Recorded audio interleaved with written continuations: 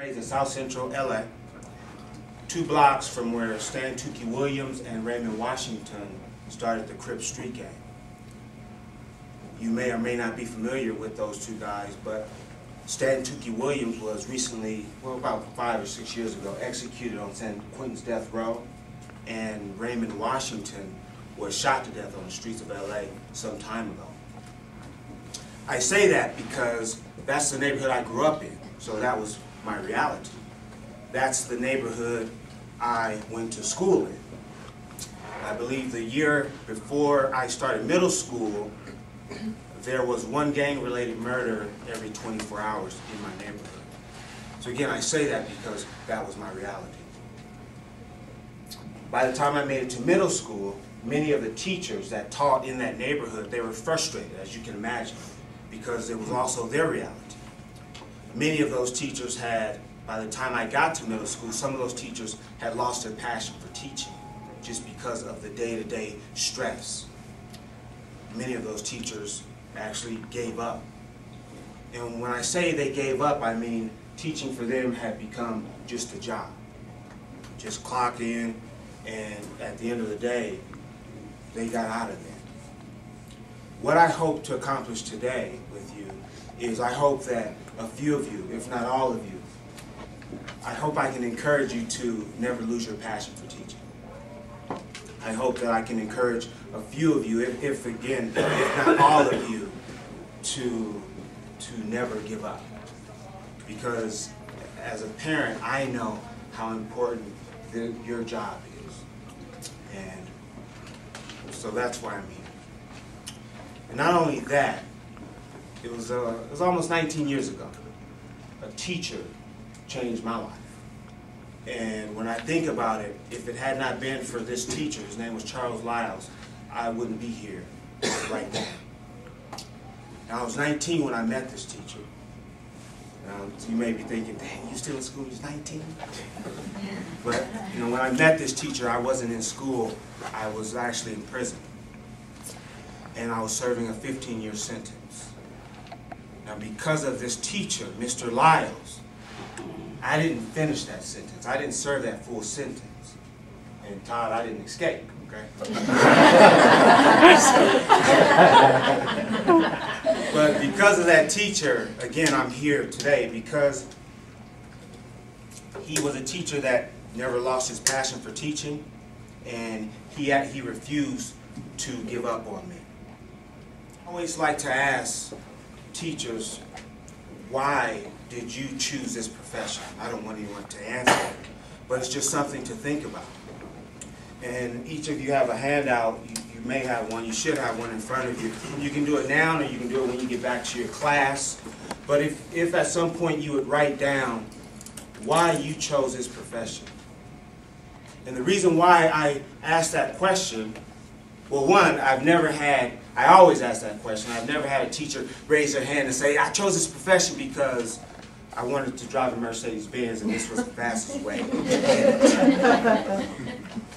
Most of the teachers, usually I interview some of the teachers before I present, but most of the teachers in some way, shape, or form, they say that they chose this profession for the outcome and not the income. Not to say we all couldn't use a larger income, but most of the teachers that I interview, they chose this profession because they wanted to make an impact and they wanted to make a difference. I always ask you to think about why you chose this profession, because sometimes as a speaker, when I deliver my message, sometimes I walk out and I don't know if my message was received. But when I think about it, I ask myself that same question. Why do you continue to do this? Sometimes people don't laugh at my jokes. But when I walk out of here, I think about the kids. And that's why I do this. So again, if you could fill that out at some point and just ask yourself that, why do I do this? Before I met Mr. Lyles, there was another teacher that had an impact on my life, and her name was Mrs. Ski. She was my 10th grade history teacher. And today, I think about it, and I was the only kid in Mrs. Ski's class that had an A. And for me, that was a big accomplishment. I thought I was pretty big stuff, pretty smart. But one afternoon, while I was in her class, I overheard another student talking about college prep classes. And even though the name college prep says it all, I didn't know what college prep classes were for. So after class, I caught up with that young lady and I began to ask her, tell me more about this college prep stuff. And she took the time to begin to explain that to me. And as I talked to her, I began to get excited for 3 reasons. The first reason, one, I was talking to a girl. And the second reason, she was talking back to me. That was unusual for me. But the third reason I got excited was because for the first time in my life, I thought maybe I can go to college. I thought maybe I will be the first person in our house that goes off and goes to college. And then Mr. Neary and I could maybe talk to some college girls. But I went home that night and I was excited. I was excited. I remember I could hardly sleep. I was thinking about going to college. The next day I went to see my counselor because I needed to get a recommendation form. Mrs. Key needed to fill that out for me to get into that class. So the next day after class, I walked up to Mrs. Ski. I was about 142, well, about 122 pounds. I'm exaggerating a little bit, but I remember being excited. My chest, kind of puffed out with courage. I walked up to Mrs. Ski and I handed her that piece of paper and I said, Mrs. Ski, I was wondering if you would just give me a recommendation for college prep history. Nothing. Silence. Mrs. Ski finally broke that silence by saying, Ian, I believe college prep history would be too difficult for you. And then she says, besides, I don't know if you are cut out for college. All of that excitement that had built up in my chest, boom, was gone, just like that. And I remember thinking to myself, stupid. What were you thinking? You know you're not cut out for college.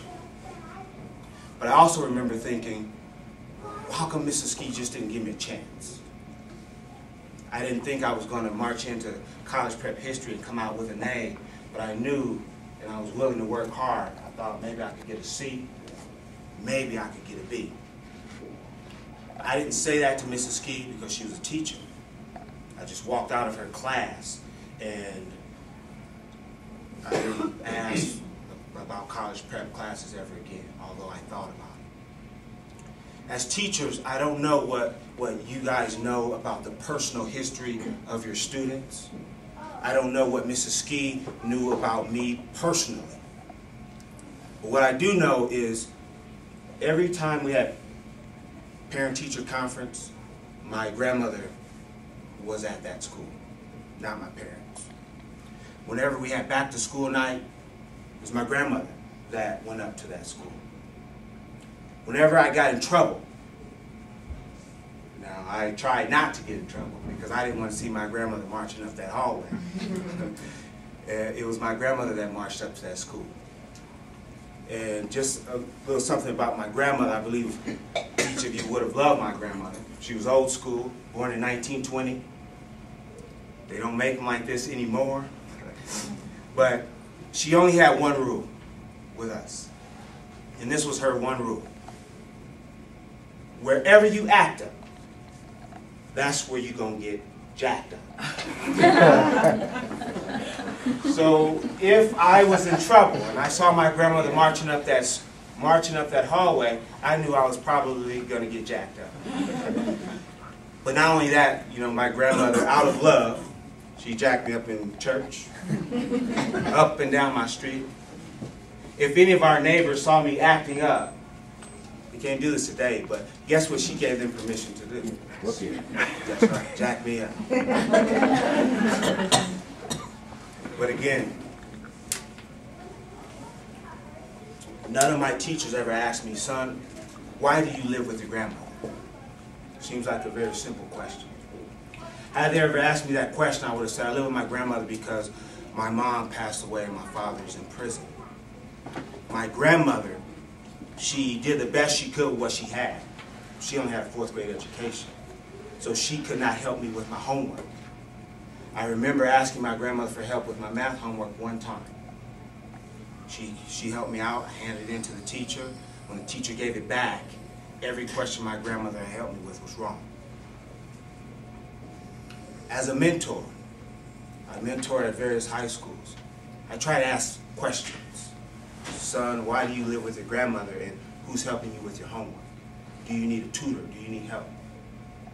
Young lady, do you know when you age out of foster care, there are programs that can help you find a job. There are programs that can help you find a place to live. I try to ask questions, and the reason I do that for a number of different reasons, but one reason why I do that is because that's what Mr. Lyles did for me. And that, to me, is the first key in helping to change the lives of students.